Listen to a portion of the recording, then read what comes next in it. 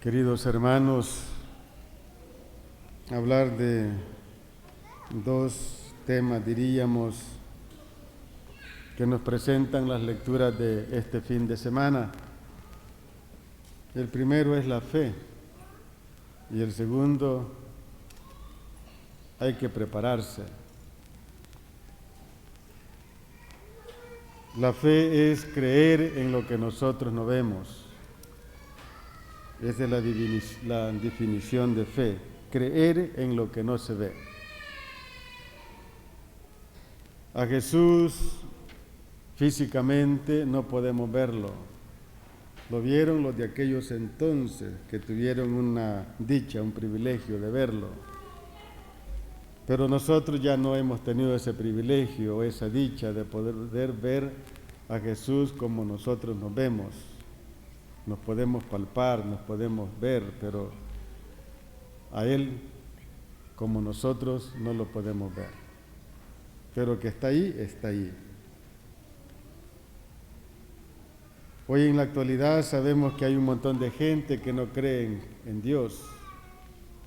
Hay un montón de personas que dicen que Dios no existe. Y quizás en su trabajo le ha salido alguno a usted de estas personas. Y quizás en su misma casa tiene alguien que no cree que Dios está vivo, que Dios está presente. Uno cuando va a la universidad, bueno, hay muchos maestros que no creen en esto, en las cosas de Dios. A uno le dicen que, bueno, que uno tiene a Dios en la mente porque uno se lo cree. Pero si uno no se cree a Dios en la mente, entonces Dios desaparece, y cosa que no es así. Dios está vivo y Dios está presente. ¿Quiénes creen esto? Debemos de creerlo, ¿no? De que Dios está con nosotros, está con su pueblo, pero muchos no creen.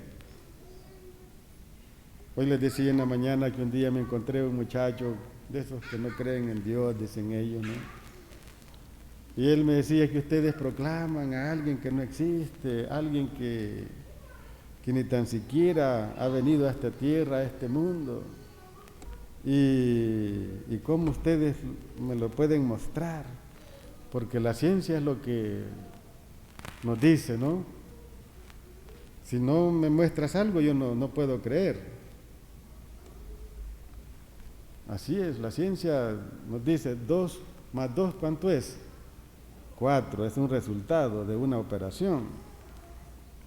Por lo tanto, ese hay que creer porque se ve el resultado. Pero nosotros creyendo en alguien que no vemos, imagínense, como que está complicado, ¿eh? Pero fíjense que es bien fácil. Yo me saqué el celular y le digo, mira, ¿tú conoces el científico que ha hecho este celular? No, yo no lo conozco. Pero a pesar de que no lo conoce, el celular existe. Y cuando nosotros vemos la energía eléctrica, nosotros vemos un cable, ¿verdad? Pero la energía no la vemos. Si nosotros pelamos un cablecito y lo tocamos, ay, no volverá a tocar usted otro alambrito que tenga energía, ¿no? Esa muestra que las cosas que no se palpan o no se vean, no por eso dejan de existir, existen. El aire, ¿quién ve el aire? Y si Dios nos quitara el aire, ¿cómo respiraríamos o cómo respiramos? No podríamos respirarlos, morimos, ¿sí o no?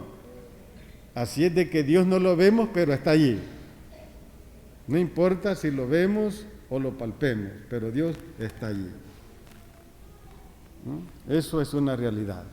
Y por eso estamos aquí, porque queremos que Cristo está con nosotros, ¿sí o no? Si no, no estuviéramos aquí. ¿Para qué íbamos a estar siguiendo a alguien que no existe? Díganme ustedes, ¿para qué íbamos a estar acá perdiendo el tiempo, sentados, cuando deberíamos de hacer otras cosas? Pero nosotros estamos aquí porque nos ha dicho un Dios que nos ama y nos quiere, que Él está con su pueblo, ¿no? Y tenemos la certeza, tenemos la fe que es así. La Sagrada Escritura nos dice el día de hoy de un hombre grande en la fe, un gigante diría yo, en la fe. ¿Y ese hombre cómo es que se llama? ¿No se les escucha? Abraham, así se llama ese hombre, Abraham, un hombre grande en la fe. Que ojalá quizás todos fuéramos así como él, pero para llegar a como él, ay, ay, ay, nos falta muchísimo, ¿no? Pero podemos llegarlo a hacer, ¿sí o no? Claro que sí, podemos llegar un día a ser como el padre Abraham. La Escritura nos dice que el padre Abraham por la fe dejó su casa, dejó su tierra, dejó lo que él tenía por ir a otro lugar que Dios se lo indicó. Por fe dice su palabra. Porque miren, a nosotros nos cuesta, ¿no?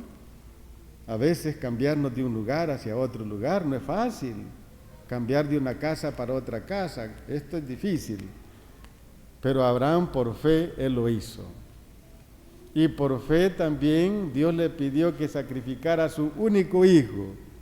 ¿Quiénes de ustedes estarían dispuestos a sacrificar su único hijo por fe? Yo creo que quizás nadie levantaría la mano, o no la levanta la mano, ¿no? A pesar que tiene 5 muchachos, pero si Dios le pidiera uno, no se lo quiere dar. Eso póngase a pensar usted.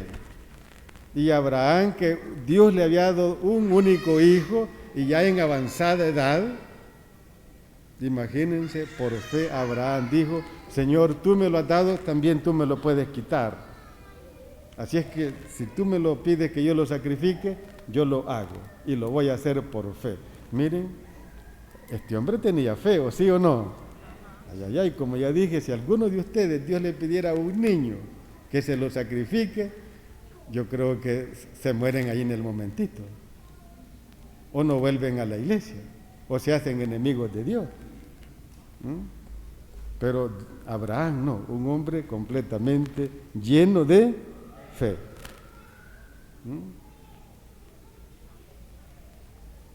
Abraham, bueno, Dios lo hizo padre de muchas generaciones. Nosotros somos una generación en cuanto a la fe de nuestro padre Abraham. Y así vienen otras, y vendrán otras, y vendrán otras generaciones, y tendrán por padre en la fe a Abraham, porque es un hombre al cual nosotros debemos de imitar, al cual nosotros debemos de tenerlo como ejemplo, porque vale la pena tener ejemplos grandes en nuestro camino hacia el cielo, como son el padre Abraham y nuestra madre, la siempre Virgen María, una mujer totalmente llena de fe también. Nosotros, para agradar a Dios o para entrar al cielo o para santificarnos, tenemos que ser personas de fe. Si nosotros no tenemos fe, no podamos entrar al cielo, ni tampoco podemos ser santos. Tenemos que ser personas de fe, no pocas, sino de mucha fe. Y debemos de pedirle al Señor, aquellos que tienen poquita o los que tenemos poquita, debemos de pedirle al Señor todos los días que aumente nuestra fe. ¿Quiénes de los que estamos aquí le pide al Señor todos los días que aumente su fe? Deberíamos de hacerlo, de pedirle al Señor que aumente nuestra fe todos los días. Porque nuestra fe se puede ir apagando, se puede ir diluyendo, y hay un momento que nosotros quedamos sin fe, y es el caso de tanta gente que ha perdido su fe, y ahora reniega de la iglesia, ahora reniega de Dios, reniega de su religión. ¿Por qué? Porque ha perdido la fe, ha perdido la luz. La fe es una luz que ilumina nuestro camino por donde caminamos. Cuando nosotros recibimos el sacramento del bautismo, recibimos esa fe, ¿sí o no? Recibimos esa luz, pero esa luz puede ir cada día apagándose, porque tiene muchos peligros la fe, tiene muchos peligros esta luz. Por ejemplo, esta velita que tenemos encendida, aquí tiene luz, pero si la sacamos allá afuera tiene peligro. ¿Qué le puede pasar a esta luz? El viento la apaga, o viene un niño la apaga. o nosotros mismos la apagamos, de tal manera que esta vela puede quedar sin luz. Así es nuestra fe. La fe tiene muchos enemigos, ¿no? Allá afuera. Por lo tanto, si nosotros no tenemos una convicción de fe profunda, cualquier dificultad, cualquier problema, viene y nos apaga la fe. Pero por eso hay que pedirle al Señor todos los días que aumente. Miren, un arbolito cuando usted lo siembra, y se lo siembra en el verano, que no hay mucha agua, si usted no le riega todos los días, ese arbolito, ¿qué le va a pasar? Se le va a secar. Y no va a ser por culpa de él, sino por culpa suya, porque no lo regó. Así es nuestra fe que nosotros Dios nos ha regalado. Nuestra fe se debe de cultivar, nuestra fe se debe de regar. Y debemos de regarla con la oración y pedirle al Señor todos los días que aumente nuestra fe. Cuando el hombre tiene fe, imagínense, dice el Evangelio, le diríamos a esos montes, trasládense de aquí y plántense en otro lugar, y esos montes van a obedecer, dice su palabra. Miren, y si esa fe la tendríamos como un granito de ¿qué? De mostaza, nos dice su palabra, su Evangelio. ¿Quiénes conocen el granito de mostaza? Miren, son poquitos. ¿Y es grande o es chiquito? Es chiquitín. Yo como tengo ya problemas en la vista, ya sin lentes ni lo veo, ¿no? Imagínense qué pequeñito es el grano de mostaza. Y nosotros ni a ese granito llegamos. Porque si tuviéramos fe como ese granito de mostaza, dice el Evangelio, ¿qué es lo que haríamos? Haríamos proezas, haríamos grandezas con la fe. Pero como no la tenemos, ni como ese granito de mostaza, por eso estamos como estamos. Pero hay que seguirle pidiendo al Señor que aumente cada día nuestra fe. Ese es el deber que debemos de tener todos los días, como cristianos, como hijos de Dios, de pedirle al Señor en nuestras oraciones, Señor, aumenta nuestra fe. La fe es un requisito, fíjense, para que Dios pueda obrar los milagros en nosotros. Es un requisito principal, diríamos, de que debemos de tener, para que Dios nos cumpla lo que nosotros le pedimos. Hay gente que viene y nos dice, bueno, oren por mi salud, oren por mi tío, oren por mi abuelo que están enfermos.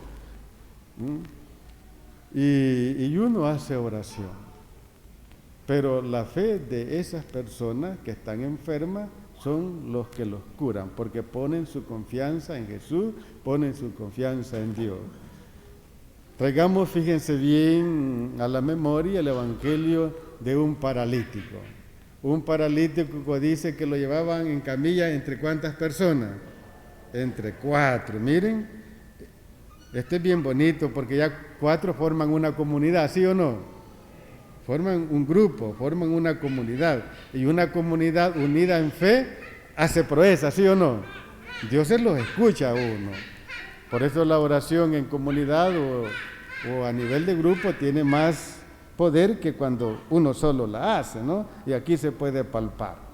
Dice que este hombre lo llevaban entre 4, este paralítico, pero como ya las puertas no podían entrar ahí, porque había mucha gente, imagínense, ¿qué es lo que hicieron con el enfermo?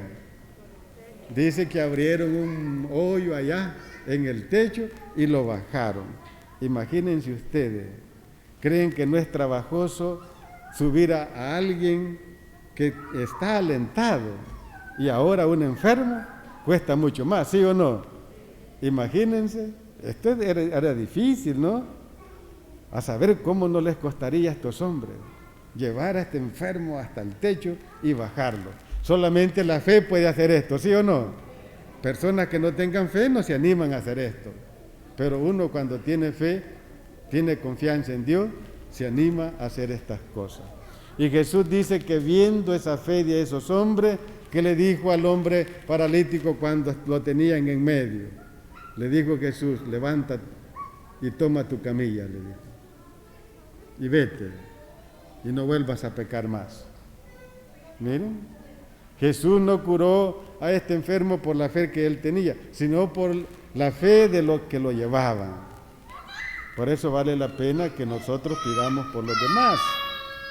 Aunque aquellos no tengan fe, pero si nosotros tenemos fe, Dios puede curar a ese enfermo, ¿sí o no? Jesús, bueno, de esa forma, de esa manera, curaba a los enfermos, pero tenemos que tener fe. Si no, no podemos. Tenemos que tener fe en Cristo, en Dios.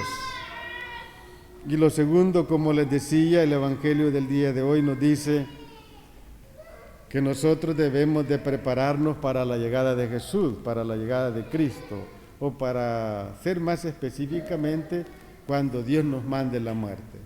Nosotros vamos a tener dos juicios, uno particular y el otro colectivo. El individual es que cada quien se le llega a la muerte. Todos vamos a desaparecer, todos vamos a morir. Pero para cuando venga la muerte, el hombre tiene que estar preparado. ¿Qué es lo que hacen los campesinos cuando viene la lluvia? O cuando va a venir la lluvia para sembrar el maíz, el frijol, el arroz. ¿Qué es lo que hacen ellos?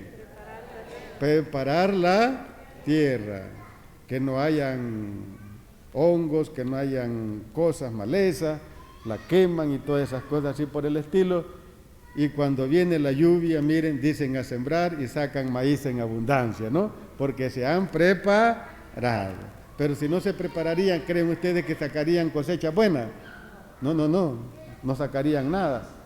Así nosotros los cristianos debemos de prepararnos. Cuando viene la venida de Dios o la muerte hacia nosotros, nosotros estamos preparados. El Cantar de los Cantares tiene unas frases bien bonitas que dice: nuestro corazón, nuestros ojos duermen, pero nuestro corazón está esperando el amor de nuestros amores. Miren, ¿y quién es el amor de nuestros amores? Debe de ser Jesús, debe de ser Dios. Nosotros dormimos, pero nuestro corazón no duerme, sino que está esperando el amor de nuestros amores. ¿Y cómo nosotros debemos de prepararnos? Miren, allí yo me siento, son pocos los que se confiesan. Es poquito. Y nosotros no es que seamos buenos. A Dios le ofendemos a cada rato. Pero usted no quiere prepararse espiritualmente, ¿no? Porque la confesión es un sacramento que los perdona nuestros pecados y nos une a Dios a través del sacramento de la confesión. Allí adquirimos la gracia de Dios, adquirimos la fuerza necesaria para seguir venciendo cualquier dificultad, cualquier problema que quiera apartarnos o alejarnos de Dios.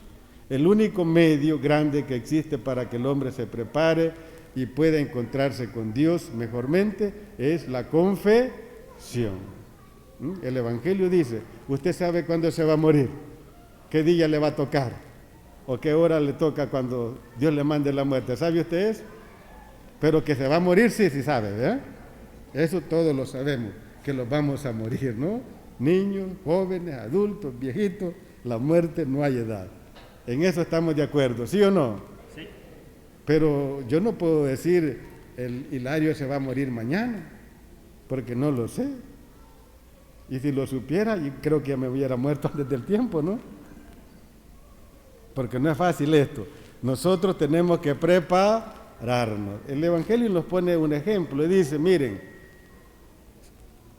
hay un amo que deja a sus criados en su casa y les confía los bienes. El criado se va, el amo. Pero aquellos criados buenos, dice, están esperando a que su señor venga. Están ahí atentos. Cuando abra la puerta, lo van a recibir.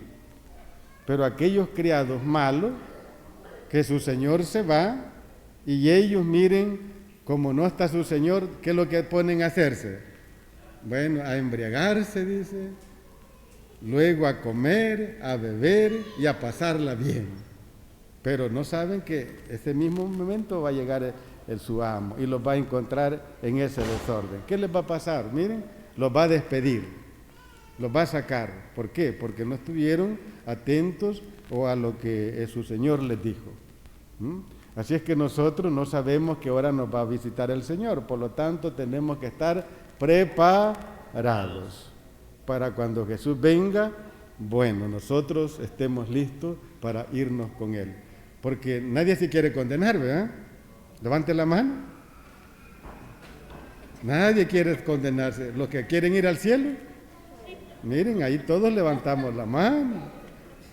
Pero hay que prepararnos espiritualmente para encontrarnos un día con el reino de los cielos o con Jesús en la vida para siempre, ¿no?